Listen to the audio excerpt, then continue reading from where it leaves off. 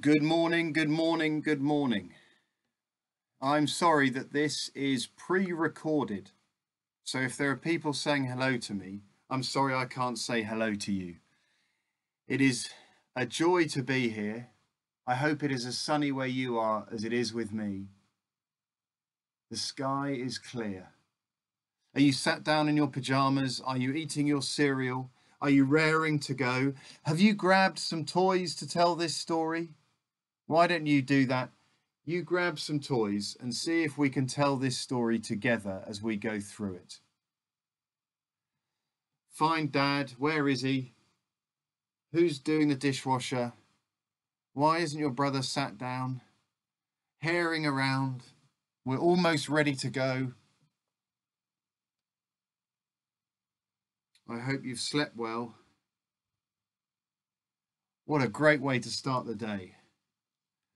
You're going to do a countdown with me from 20, 20, 19, 18, 17, 16, 15, 14, 13, 12, 11, 10, 9, 8, 7, 6, 5, 4, 3, 2, 1.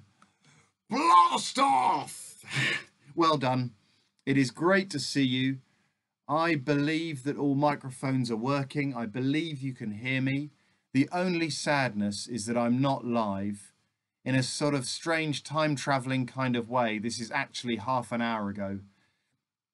I'm recording this to place up so that you can watch it glitch free. Clean as a whistle. If this is glitching, it's entirely your fault. I hope to be back live in a couple of days. I'm waiting for BT to come and fix some wires and cables. They're being very good. Shall we make a start? It is great that we can be together. It is a beautiful day, and even if it's chucking it down with rain outside where you are, Jesus Christ is so delighted that you're doing this. There is nothing better to do than open the Bible and hear about him. Shall I pray? Father, we do pray that you would help us to understand that death is not frightening. Please help us to hear Jesus' calming words. Amen. Amen. I have had children for 12 years. In those 12 years, we have buried 2 hamsters, and we have only ever been as a family to 1 funeral, and that was my children's great-granddad, who was a great man. Now, I don't think that is a lot of death for 1 family in 12 years. I am sure there are some families watching this who have had to cope with much more death than us. And in this season of COVID-19, there might be some families who are scared because someone they really love is in hospital with coronavirus. There might be some families who are sad because someone has died recently who they miss very much. Death is always very, very sad. But Jesus today explains that we don't need to be frightened. Shall we look at this story together? Here we go.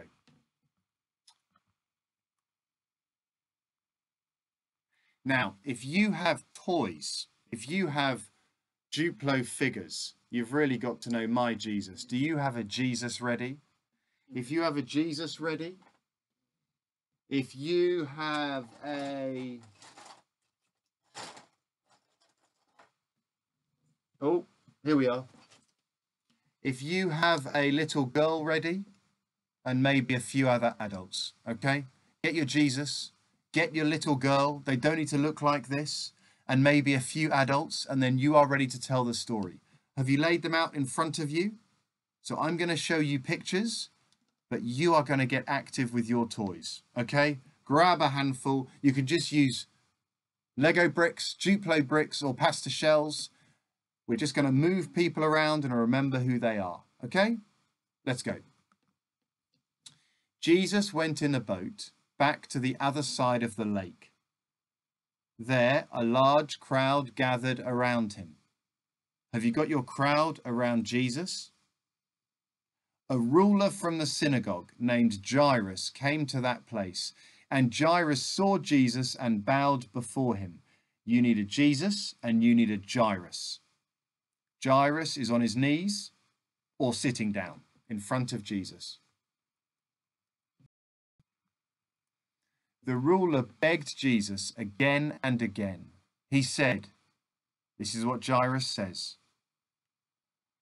"My little daughter's dying. Please come and put your hands on her. Then she will be healed and will live." He is begging Jesus. So Jesus went with the ruler, Jairus, and many people followed Jesus. Okay, Jesus and Jairus need to tumble down your table. Jesus was still speaking to a woman. It's a story we're going to look at tomorrow. When some men came from the house of Jairus, the synagogue ruler, okay? Another man runs up to Jesus and Jairus, and the men said, Jesus, your daughter is dead. There is now no need to bother the teacher." What sad news. But Jesus paid no attention to what the men said. He said to the synagogue ruler, Jairus, "Don't be afraid, only believe." So Jesus let only Peter, James, and John, the brother of James, go with him to Jairus' house. So that's 5 people going to Jairus' house. Jesus, Jairus, Peter, James, and John. Have you got them? Okay. They came to the house of the synagogue ruler, and Jesus found many people there crying loudly. There was much confusion. You know why they're crying, don't you? Jesus entered the house and said to the people, "Why are you crying and making so much noise? This child is not dead. She is only asleep." But they only laughed at Jesus. He told all the people to leave. They laughed because they thought Jesus had made a horrible mistake. Then he went into the room where the child was. He took the child's father and mother and his 3 followers into the room with him. In the room now.